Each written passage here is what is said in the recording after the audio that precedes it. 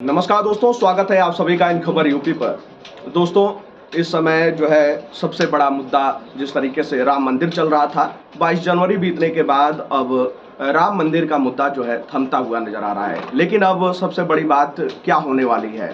तो 1 फरवरी को जो है देश का अंतरिम बजट पेश होगा और इस बजट से हमने सोचा कि बजट की बात तो बहुत की जाती है कि बजट क्या है, उसमें बहुत सारे टर्म ऐसे मिलते हैं, बहुत सारे शब्द ऐसे मिलते हैं जिनको सुनकर आप हैरान हो जाते हैं कि आखिर ये क्या है। तो हमने सोचा कि एक-एक करके आपको समझाया जाए। शुरुआत हुई अंतरिम बजट से, तो उसी की बात कर ली जाए कि आखिर ये अंतरिम बजट होता क्या है। तो अंतरिम बजट का ये आप समझ ही गए होंगे कि अंतरिम शब्द से ही क्या तात्पर्य निकलता है।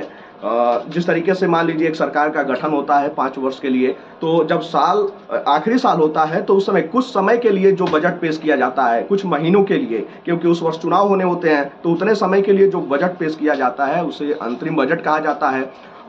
उतने महीनों के लिए सरकार अपने आय और व्यय को निकालती है। और बात जब बजट की हुई है तो इससे भी शुरू करते हैं कि इसके बाद अब दूसरा टर्म लेते हैं बजट, कि आखिर ये बजट क्या होता है।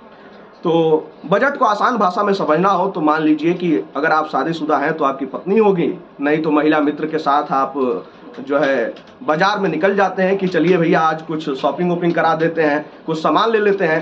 पता चला कि आपका बजट जो है 1000 रुपये है। महिला मित्र जैसे ही दुकान पे पहुंचती हैं तो ये भी चाहिए, वो भी चाहिए, उनको तो सब चाहिए ही, उनका बस चले तो पूरी दुकान ले लें। जब यहाँ आप पहुंचे, बजट आपका 1000 रुपया, समझ गए ना बजट क्या है? 1000। उसके बाद जैसे ही पता चला मैडम तो है जो है पसंद करके आ गई 10,000 का। अब 9,000 रुपए का लोड हो गया आपके ऊपर। ये 9,000 रुपया आप कहाँ से लेंगे? क्रेडिट कार्ड वाले होंगे तो उधारी खाता वहां से चल जाएगा, नहीं तो अगर अच्छे कर्म किए होंगे आप तो आपके कुछ दोस्त यार मित्र होंगे जिनसे आप 9,000 रुपए उधार ले सकते हैं। यानी कि आप खर्च कर रहे हैं 10,000 रुपए, आपका बजट है 1,000 रुपए। तो जो 9,000 का डिफरेंस निकल कर आया, जो 9,000 का अंतर है, इसी को अंग्रेजी भाषा में फिस्कल डिफिसिएट कह दिया जाता है। कितना आसान है, लेकिन अंग्रेजी शब्द दे दे के इसको जो है बड़ा बना दिया गया। हिंदी में इसी को वित्तीय घाटा कहा जाता है। तो 9,000 रुपए का आपको वित्तीय घाटा हुआ। अब सरकार भी तो यही करती है, सरकार के पास दोस्त मित्र यार नहीं है तो वो लोन लेती है, तमाम तरीकों से जो है उस फिस्कल डिफिसिएट, उस वित्तीय घाटे की पूर्ति करती है। तो ये हो गया वित्तीय घाटा। ठीक इसी तरीके से आपको बता दें कि जो ये वित्तीय घाटा भी निकलता है वो परसेंटेज में निकलता है, यानी कि जीडीपी का 5%। अब सरकार क्या करती है? सरकार भी मान लीजिए बजट जब पेश होता है तो पिछले साल के पूरे आय को और व्यय को निकालती है, और उसके बाद जो वित्तीय घाटा निकलता है तो उसकी पूर्ति के लिए सरकार जो है या तो लोन लेगी या नोट छापेगी। तो नोट तो छापा नहीं जा सकता है, तो यही जो है सरकार उस बजट में ये पेश करती है, निकालती है। अब देखिए, उसके बाद जब बजट पेश होगा तो इस जो भी महीने बचे हैं उन महीनों में सरकार इकोनॉमी में ग्रोथ के लिए अलग अलग सेक्टर में पैसा देगी। सरकार के पास पैसा कहाँ से आया? सरकार ने आपसे जीएसटी लिया, इनकम टैक्स लिया और तमाम तरीके के टैक्स से सरकार ने पैसा जुटाया।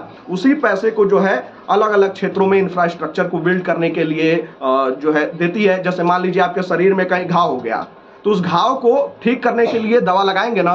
दवा कहाँ से आएगा? पैसे से आएगा। जब पैसा देंगे, दवा खरीदेंगे, तो आपका शरीर तंदुरुस्त हो जाएगा, जो चोट लगी होगी वो सही हो जाएगी। ठीक उसी तरीके से देश के जिस जिस सेक्टर में कमजोरी महसूस हो रही होगी, जहाँ पे जरूरत होगा वहाँ पे सरकार पैसा देती है और उसकी पूर्ति की जाती है।